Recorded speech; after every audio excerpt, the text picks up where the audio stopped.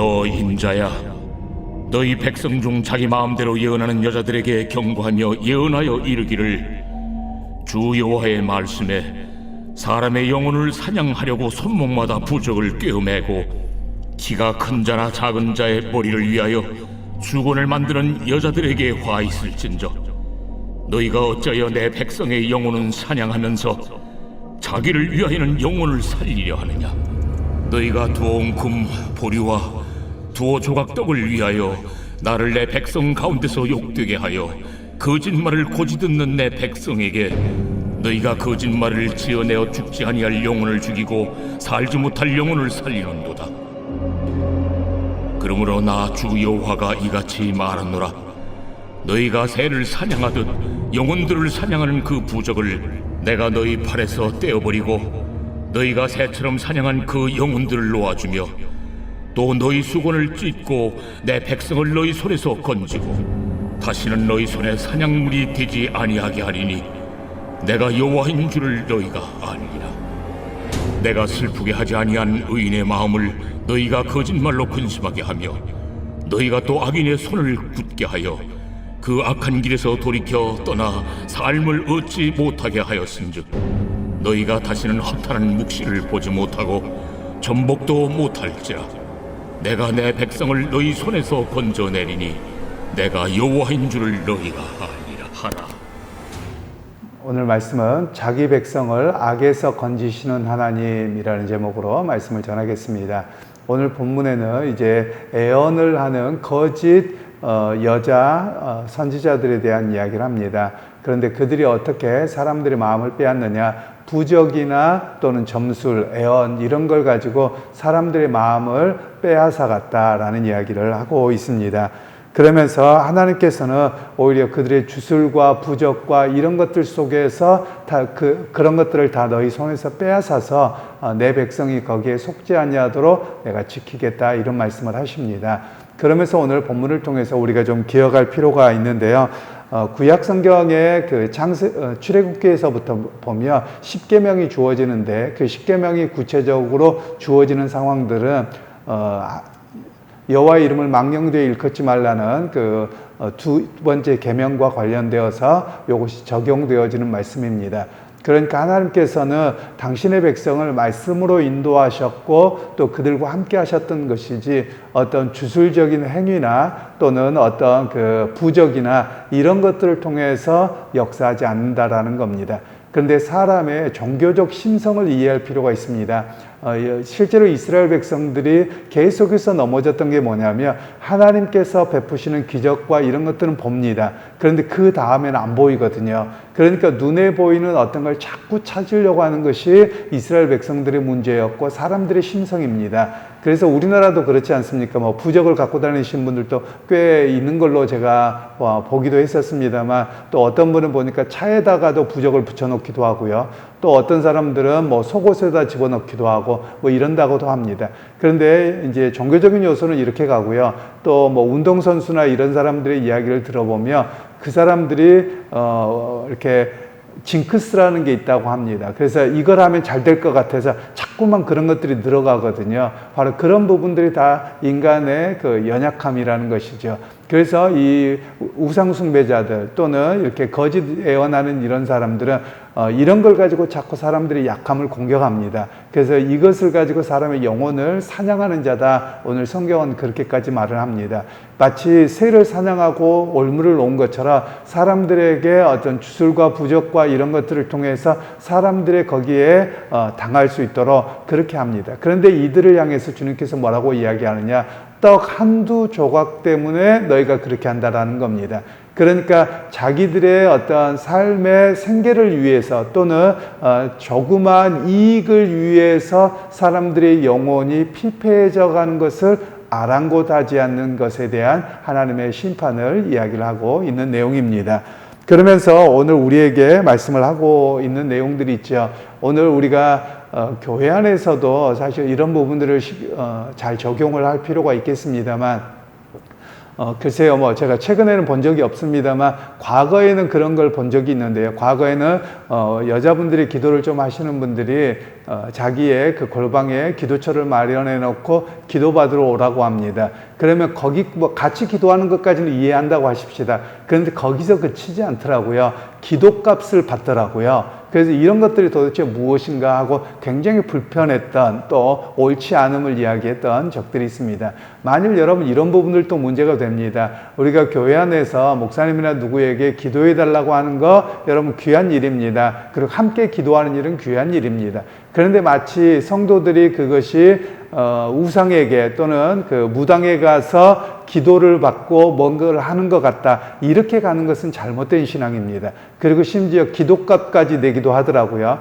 제가 예전에 들으니까 뭐 큰 교회 목사님들에게 기도 한번 받으려면 기도값이 얼마다, 뭐 이렇게 책정이 돼 있다고 하더라고요. 그래서 이런 걸 보면 여러분 상당히 무당적이죠. 전혀 기독교적이지 않습니다. 성경적이지 않습니다.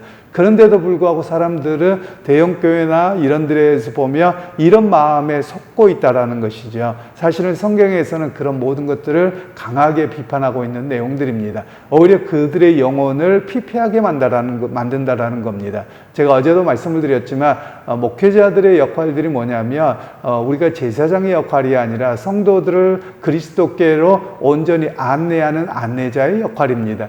그런데 마치 목회자들이 그 자리에 앉아 있는 그런 경우가 상당수가 있어 보이기도 합니다. 바로 하나님께서는 이런 모든 것에 대한 이야기를 하고 계시는 겁니다. 즉 애언의 은사도 구약 성경에는 있었지요. 그래서 애언하는 은사도 하나님께서 그걸 통해서 당신의 역사를 알고 이끌어가기 위해서 주어지는 은사였습니다. 그리고 기도의 은사도 마찬가지고 수많은 것들이 그거였습니다. 그런데 그것을 통해서 하나님께 영광을 돌리고 하나님께로 접붙이는 역할을 해야 되는데 마치 자기 자신이 그 자리에 앉아서 그 대접과 모든 것을 받고 있는 그런 모습이라는 것이죠. 바로 그것으로 인해서 문제가 심각하게 발생하고 그리고 그들의 영혼을 피폐하게 만든다라는 겁니다. 우리 한국교회가 그동안 기도원 운동들이 상당히 그랬던 요소들이 많이 있습니다. 제가 강의하면서 우리나라 이단들에 대한 연구들을 쭉 다 해보았는데요. 그 이단들과 관련되어서도 처음에는 다 이단이었던 게 아닙니다. 처음엔 대체적으로 교회에서 은사를 경험하고 나면 그 은사를 가지고 사람들을 조종하기 시작합니다. 그리고 조작을 하기 시작합니다. 그러면서 이단으로 정제된 것이 대부분의 한국교회 이단들이거든요. 그러면 우리가 해야 될 일들이 있죠. 하나님 은사를 주셨다고 하십시다. 그러면 그것을 통해서 주님이 하신 일이고 나는 빠져야 됩니다. 그런데 자꾸 이런 일이 일어나다 보면 이름은 주님이 하신 겁니다라고 하는데 자기가 영광을 받고 자기가 모든 그 자리에 있게 되거든요. 바로 그것이 문제라고 하는 것이죠. 그래서 인간의 연약함이기도 하지만 사람들이 그를 떠받쳐서 문제가 되어지기도 합니다. 바로 그런 이야기들을 오늘 성경에서는 말씀을 하고 있습니다. 그러면서 하나님께서는 이스라엘 백성 전체는 아닙니다. 경건한 자들이죠. 경건하고 말씀에 깨어있는 그 자들을 이 부적과 이것들로부터 건져내겠다, 이런 이야기를 말씀하고 계시는 겁니다. 여러분, 이런 일들을 우리에게 적용하자면 이런 겁니다. 우리가 실질적으로는 부적은 갖고 있지 않을 수 있습니다. 뭐 대부분이 안 갖고 계실 대부분이 아니라 그리스도인들은 안 갖고 있다고 전제를 해야 되겠죠. 그런데 우리 사회 은연중에 이런 영향력들이 많습니다. 예를 들면 어떤 어제도 말씀을 드린 것처럼 엘리베이터를 탔는데 4층을 가자고 하면 죽을 사자 해가지고 괜히 뭔가 그런 것 같다. 또는 이런 것에 자꾸 우리가 노출되어져 있고 그런 것에 영향을 받는다면 이런 것과 관련되어집니다. 예를 들면 오늘 이것도 문제죠. 예를 들면 기도하고 하루를 시작하는 건 중요한 일입니다. 그런데 오늘 하필이면 새벽 기도를 빠졌는데 운전하다가 사고가 났다. 오늘 내가 재수가 온 붙었다. 하나님 앞에 뭘 안 해서 그렇다. 이런 식의 신앙은 문제가 된다는 말씀이에요. 그러면 이런 신앙을 가지고 뭐가 되느냐면 자꾸 뭔가에 매이게 됩니다. 바로 이런 것이 하나님이 기뻐하지 않는 모습이다라고 이야기를 하는 겁니다. 물론 제가 이렇게 이야기한다고 해서 기도 안 하고 마음대로 살아도 된다, 이런 이야기를 하는 건 아닙니다. 혹시 그렇게 해석해서도 안 되고요. 여러분, 우리가 새벽 기도를 하는 것은 하나님과 깊은 교제고 또 말씀을 붙들고 오늘 하루를 시작하는 일입니다. 그런데도 만일 이걸 안 하면 오늘 큰일 날 것 같고 이게 부적처럼 작용한다면 여러분 그건 잘못된 신앙이라고 말씀하고 있는 것이죠. 이게 조금 더 나가면 이제 그 완전히 목사에게 또는 어떤 기도하는 사람에게 또는 어떤 종교적 심성에 매달리는 그런 모습이 되어버리는 겁니다. 오직 그리스도의 말씀을 따라서 믿음으로 그리스도와 함께 동행하는 삶이 되어야 되는데 자꾸만 이런 것들에 노출되고 이런 것에 붙들리면 안 된다라는 것을 이야기하는 것이죠. 그러면서 오늘 사람의 영혼을 이렇게 사냥하는 거짓 예언자들이 얼마나 많은가를 우리가 기억할 필요도 있습니다. 즉, 사람들의 연약함을 공격합니다. 그래서 그 연약함과 약점을 공격하는데요. 제가 뭐 하나를 이야기하면 그렇습니다. 여러분, 무당들이 여러분 정말 잘 맞히는 것 같습니다. 그런데 잘 들어보세요. 보면 누가 이야기합니까? 자기가 가서 미주얼, 고주얼 다 이야기합니다. 왜냐하면 사람을 보면 그렇습니다. 사람이 뭐 무당을 찾는다. 여러분, 네 가지 중에 하나 아니겠습니까? 자기 몸이 아프든지, 남편의 문제든지, 자식의 문제든지, 집안의 사업의 문제든지, 여러분 네 가지 중에 하나입니다. 그런데 거기를 찾는 사람들 보면 대체적으로 다 얼굴이 어둡죠. 왜냐면 맨날 근심하니까요. 그러니까 그러면 다 자기가 말하는 거거든요. 그래놓고 가서 뭐라고 합니까? 영험하다고 이런 이야기를 하고 있거든요. 굉장히 큰 문제이지요. 여러분, 실제로 우리 그리스도인들이 해야 될 일들이 있습니다. 여러분, 우리 뭐 요즘에 어플 같은 데서 많이 나오기도 하겠습니다만 과거에는 신문에서 그러는데 오늘의 운세 뭐 이런 것도 보지 말라는 겁니다. 왜냐하면 이런 것들을 보고 뭐 하면 자꾸 매이거든요. 이렇게 해서 오늘 뭔가가 운수가 대통할 것 같다, 뭐가 좋을 것 같다, 뭐 이런 이야기를 하는 겁니다. 사실 저는 우리 한국에서 최근에 사용되어지고 있는 단어들이 별로 마음에 안 듭니다. 신앙적이지 않아서 마음에 안 드는데요. 예를 들면 어떤 것이 좋은 일이었을 때 야 대박이다 뭐 이렇게 이야기하잖아요. 사실 이런 것들도 다 무속적인 용어에서 나오는 그런 내용입니다. 또는 우리가 재수라는 말도 그렇습니다. 재수가 좋아, 재수가 안 좋아 이런 것들도 여러분 다 무속 종교에서 나온 그런 용어들이기 때문에 사실 우리 그리스도인들은 그런 단어를 사용하는 것도 올바르지 않습니다. 그래서 우리가 언어도 상당히 구별해서 사용해야 됩니다. 왜 그러냐? 우리가 시각적으로 보는 것도 우리의 내 영혼에 작용하는데 언어도 우리의 영혼에 작용을 합니다. 그래서 언어도 무속 종교적이거나 어떤 사람들의 마음을 빼앗을 만한 그런 용어들을 사용하지 않도록 해야 하는 것이 우리의 모습이라고 이야기합니다. 그러니까 이 거짓 예언자들에게 대해서 말씀하시는 것은 또 십계명에 보면 이웃을 위하여 거짓 증거하지 말라. 사실 이 사람들이 다 거짓말하고 있는 것이거든요. 신을 이용해서 그렇다는 말씀이에요. 그래서 이런 계명들에 다 벗어나기에 하나님께서 거기에서 순수하게 하나님을 의지하고 믿음으로 서 있는 그 사람들을 구원해서 거기에 빠지지 않도록 하겠다라는 것을 약속으로 말씀을 하고 계십니다. 그래서 여러분 오늘 우리에게도 마찬가지입니다.